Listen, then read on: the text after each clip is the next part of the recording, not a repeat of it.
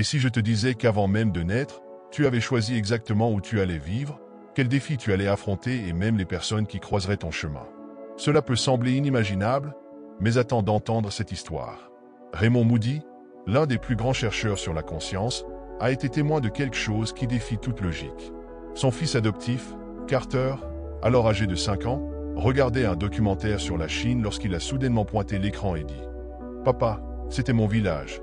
Ce qu'il a révélé ensuite était encore plus troublant. Carter a raconté qu'avant de naître, il avait vu ses futurs parents adoptifs allongés dans l'herbe, discutant d'adoption, tandis qu'il les observait d'en haut, perchés dans les arbres. Moody est resté sans voix. C'était impossible, sauf que des années avant l'adoption, lui et sa femme s'étaient justement allongés dans l'herbe en Grèce, épuisés par leur voyage, exactement comme Carter l'avait décrit. S'agissait-il d'une simple coïncidence? Ou bien l'âme choisit-elle réellement sa prochaine vie avant de naître? Si cette vérité est parvenue jusqu'à toi, peut-être est-il temps de te souvenir. La réincarnation, une croyance ancestrale oubliée. Et si tu découvrais que l'idée de la réincarnation a toujours existé à travers l'histoire de l'humanité, mais qu'elle a été cachée, déformée, voire complètement effacée? Depuis les temps les plus anciens, différentes civilisations avaient une certitude inébranlable. La vie ne commence pas à la naissance et ne s'arrête pas à la mort. Chez les anciens Égyptiens, l'âme était considérée comme immortelle et suivait un parcours soigneusement tracé, où chaque existence servait de marche vers l'évolution spirituelle. Dans le livre des morts, l'un des textes sacrés les plus anciens de l'humanité, on trouve des descriptions détaillées de ce qui arrive après la mort. Ils croyaient qu'après le décès, l'âme subissait un jugement où ses actions étaient pesées face à la plume de la déesse Mara. Si l'âme était en équilibre, elle pouvait accéder à des plans supérieurs. Sinon, elle devait revenir sur Terre pour apprendre, mais les Égyptiens n'étaient pas les seuls à croire en la réincarnation. À l'autre bout du monde, les textes védiques de l'Inde parlaient déjà du samsara, un cycle sans fin de naissance et de mort régi par le karma. Chaque acte, chaque pensée, chaque choix laisse une empreinte qui façonne la prochaine vie. Le but ultime? Sortir de ce cycle et atteindre l'illumination, un état où la conscience se fond dans l'infini. Dans la Grèce antique, Pythagore, l'homme à l'origine de la philosophie occidentale, enseignait que l'âme était éternelle et voyageait d'un corps à l'autre. Il affirmait se souvenir d'au moins 8 de ses vies passées et avait même développé des techniques permettant à ses disciples d'accéder à leurs propres souvenirs. Pour lui, la clé résidait dans la mémoire. Si l'on entraînait son esprit à se rappeler chaque détail de sa journée, en remontant progressivement le fil du temps, on pouvait éventuellement se souvenir de ses vies antérieures. Platon, l'un des plus grands philosophes de l'histoire, a poussé ce concept encore plus loin. Il décrivait un processus qui se déroulait avant chaque incarnation. Selon lui, avant de renaître, nous pouvions voir nos vies passées, comprendre nos erreurs et choisir un nouveau chemin pour évoluer. Mais il y avait un détail important. Avant d'entrer dans un nouveau corps, l'âme buvait aux eaux du fleuve l'été, le fleuve de l'oubli, afin de ne pas transporter de souvenirs qui pourraient interférer avec son apprentissage. Seules quelques âmes, celles qui avaient entraîné leur esprit, pouvaient se souvenir de fragments de leur vie passée. Si cette sagesse existait déjà dans tant de cultures différentes, comment a-t-elle disparu? Comment en est-on arrivé à croire que la vie est un événement unique et sans continuité? Pourquoi ne nous souvenons-nous pas de nos vies passées? Si notre âme porte les souvenirs d'autres existences, pourquoi avons-nous l'impression de recommencer à zéro à chaque naissance? Platon avait une explication fascinante. Il parlait d'un phénomène appelé barrière de transition, un mécanisme qui empêche l'esprit d'accéder à ses souvenirs lorsqu'il passe d'un état à un autre. Tu l'as sûrement déjà expérimenté dans la vie quotidienne. Imagine que tu es dans ton salon et que tu décides d'aller à la cuisine chercher quelque chose. Mais dès que tu passes la porte, tu oublies totalement ce que tu voulais faire. Cela arrive parce que le cerveau compartimente l'information et crée des barrières mentales lorsqu'on change d'environnement. Maintenant, imagine ce phénomène à une échelle bien plus grande, le passage d'une vie à une autre. Si notre conscience voyage réellement à travers différentes existences, il est logique qu'au moment de la naissance, un blocage se forme, empêchant l'accès immédiat aux souvenirs passés. Pas parce qu'ils disparaissent, mais parce qu'ils sont stockés derrière un voile que nous ne pouvons franchir qu'avec un entraînement spécifique, des techniques avancées ou parfois des expériences exceptionnelles. Ce concept ne se limite pas à la philosophie grecque. Les textes tibétains évoquent un phénomène similaire dans le Bardo Todol, connu sous le nom de livre des morts tibétains. Il décrit un intervalle entre la mort et la renaissance, où l'âme revoit sa vie passée avec une clarté totale. Dans cet état, la conscience s'élargit et la vérité de l'existence devient évidente. Mais au moment de choisir une nouvelle incarnation, l'âme plonge dans la densité de la matière et perd l'accès conscient à ses souvenirs. Cela expliquerait pourquoi certains jeunes enfants ont encore des flashs de leur vie passée avant que ce voile de l'oubli ne devienne plus épais. Raymond Moody a recueilli de nombreux témoignages de personnes ayant frôlé la mort et qui, durant ces expériences, ont eu des aperçus troublants de leurs vies antérieures.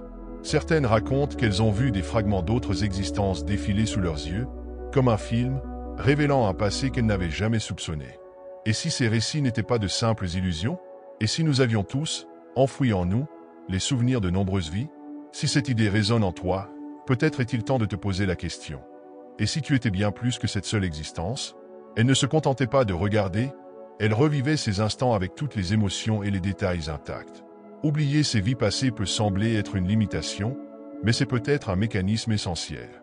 Imagine devoir porter, en pleine conscience, le poids de chaque erreur, chaque souffrance et chaque perte de toutes tes vies précédentes.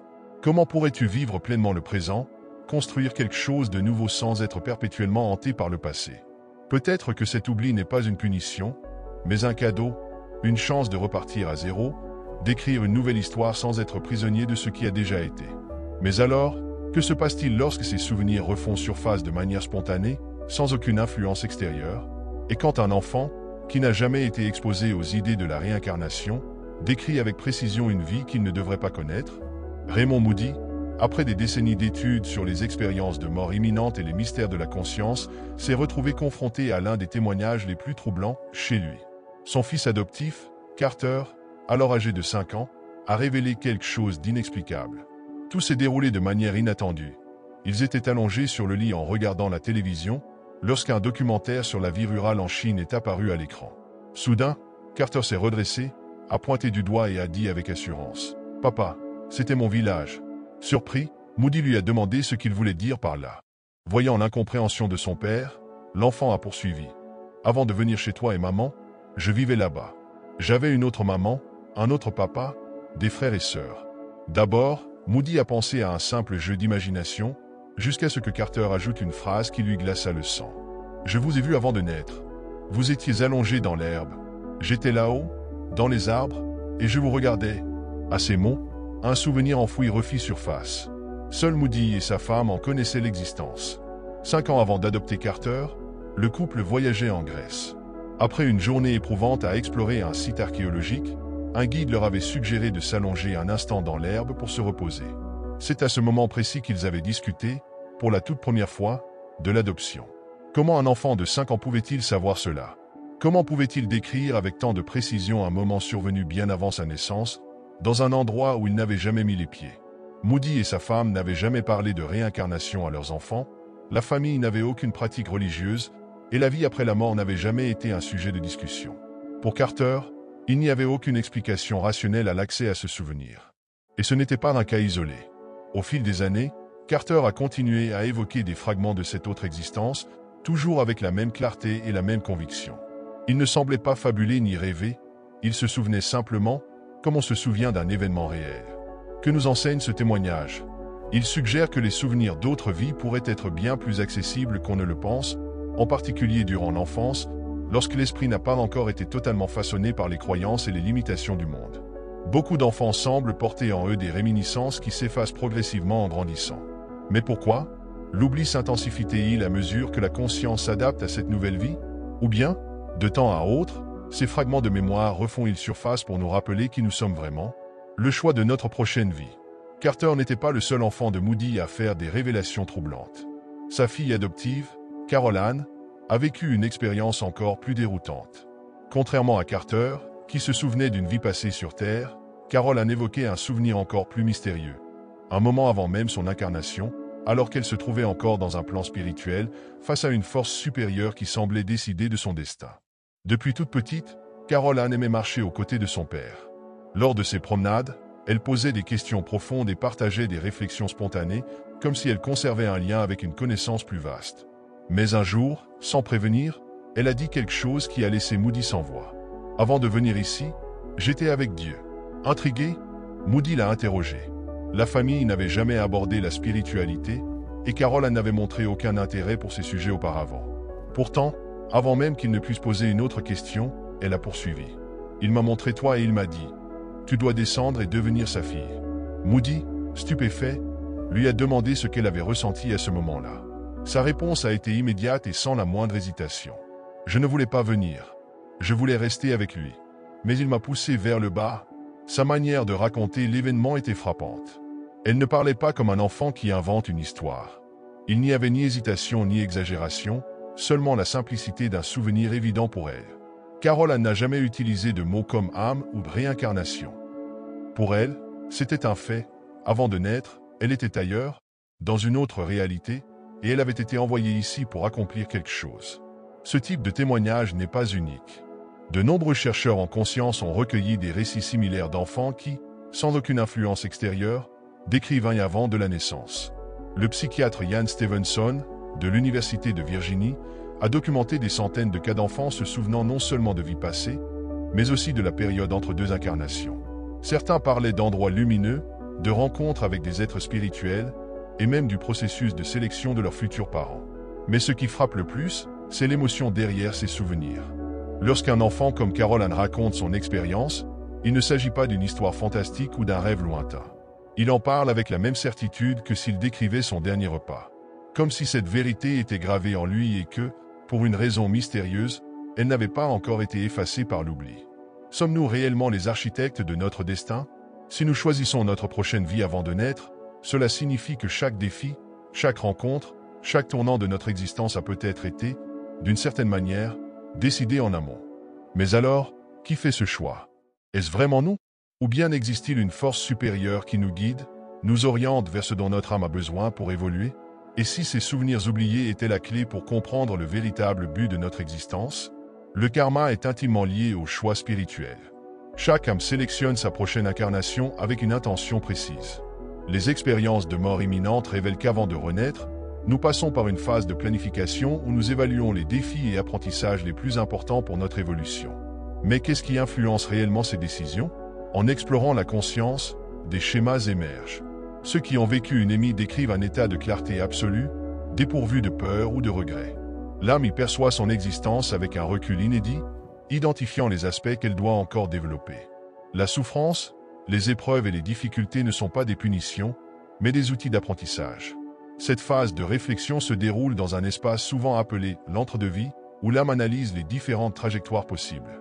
Certains témoignages parlent de rencontres avec des guides spirituels, des êtres qui nous aident à comprendre quels défis seront les plus pertinents pour notre développement.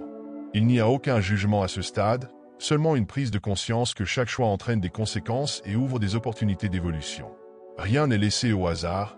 Une âme ayant eu du mal à exprimer l'amour dans une vie antérieure pourrait choisir de naître dans un environnement qui mettra à l'épreuve sa patience et sa compassion.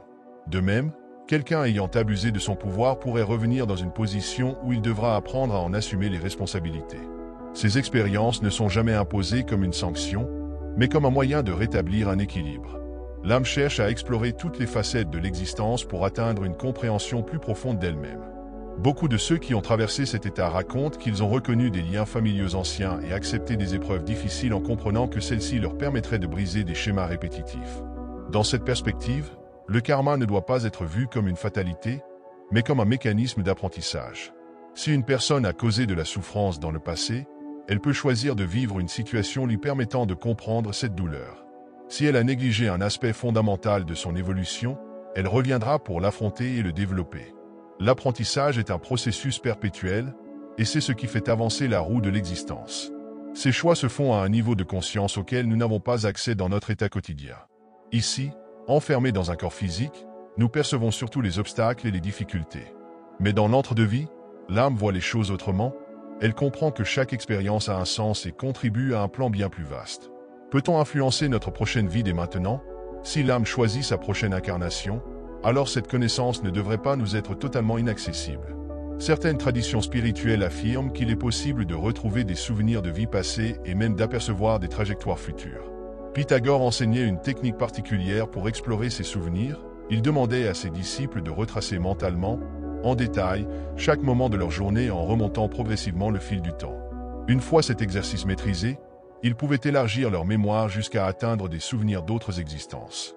Aujourd'hui, des méthodes modernes comme la régression hypnotique permettent à de nombreuses personnes d'accéder à des fragments de vies antérieures. Le psychiatre Brian Weiss a recueilli de nombreux témoignages de patients qui, sous hypnose, décrivaient avec précision des lieux, des événements et des personnes qu'ils n'avaient jamais connus dans cette vie. Certains évoquaient même l'entre-deux-vie, racontant comment ils avaient pris conscience de leur choix avant de s'incarner. La projection astrale est également citée comme un moyen d'accéder à cette sagesse cachée. Selon certains pratiquants, dans certains états modifiés de conscience, il serait possible de visiter les espaces où l'âme séjourne entre deux incarnations et de mieux comprendre la raison de notre présence ici. Que ces techniques soient réellement efficaces ou non, un point demeure frappant, de nombreux récits convergent vers une même idée. La conscience ne serait pas limitée par le temps et l'espace, mais voyagerait entre différentes réalités pour accumuler expérience et apprentissage. Si l'on adopte cette vision, tout prend une nouvelle signification. Les épreuves ne sont plus des malédictions, mais des opportunités d'évolution. Les défis qui semblent injustes font en réalité partie d'un plan que nous avons contribué à élaborer avant notre naissance. Mais cela soulève une question encore plus vaste. Si nous avons la possibilité de choisir notre prochaine vie avant de nous incarner, pouvons-nous influencer ce choix dès maintenant, alors que nous sommes encore en vie? Si nous avions la certitude que chacune de nos pensées, de nos actions et de nos décisions façonnent notre trajectoire future, notre façon de vivre en serait-elle transformée? Continuerions-nous à subir les circonstances ou prendrions-nous un rôle plus actif dans notre propre évolution? Peut-être que le véritable secret de la réincarnation n'est pas seulement de comprendre le passé, mais de réaliser que l'avenir est encore en train de s'écrire. Chaque jour, nous définissons non seulement qui nous sommes, mais aussi qui nous allons devenir. Si cette vérité est parvenue jusqu'à toi, c'est peut-être le signe qu'il est temps de prendre conscience de ton propre chemin. Et avant que tu partes, il y a quelque chose d'important qui t'attend. J'ai préparé une vidéo spéciale qui va approfondir ces enseignements et t'aider à les appliquer concrètement dans ta vie. Alors ne pars pas encore, clique sur la vidéo qui s'affiche à l'écran et retrouvons-nous de l'autre côté.